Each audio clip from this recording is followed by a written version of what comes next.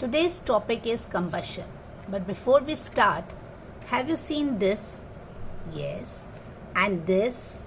Yes. So when we strike both of them, yes, this is what we see. This is combustion. Now in simple words, we can define it with definition as a chemical process in which a substance burns in air. And what it released? It released in this burning process the heat and the light. So we can say that to burn any substance, it reacts with oxygen, and when it reacts with oxygen, this gives off heat and light. Sometimes the light is there, sometimes the heat is there. Now what is it necessary that combustion is harmful? No, both ways. Combustion is useful in many ways.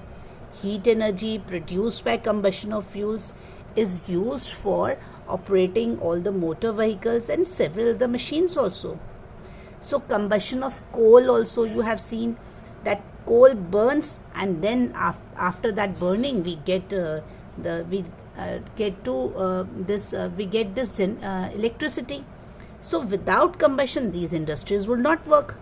So combustion in a controlled manner, it is helpful to us, it is useful to us.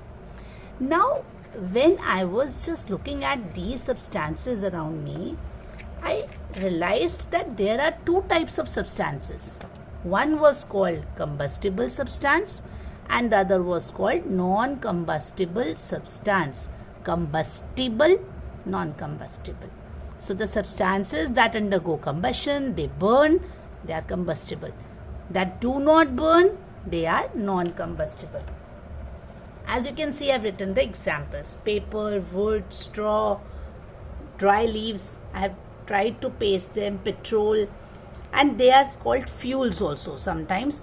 And when it comes to fuel word, F-U-E-L, then we say that there are solid fuels also, liquid fuels also, and gaseous fuel also. We will discuss it in the next lesson. I have taken out certain samples.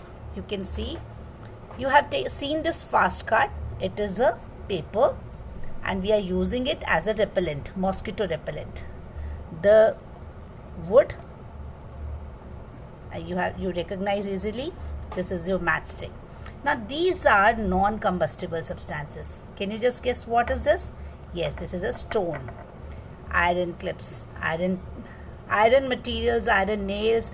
You can take any metal, but magnesium metal, it burns, right? So iron we are taking, glass, cement. These are non-combustible substances. So I hope today's class is quite understood. I would suggest you to do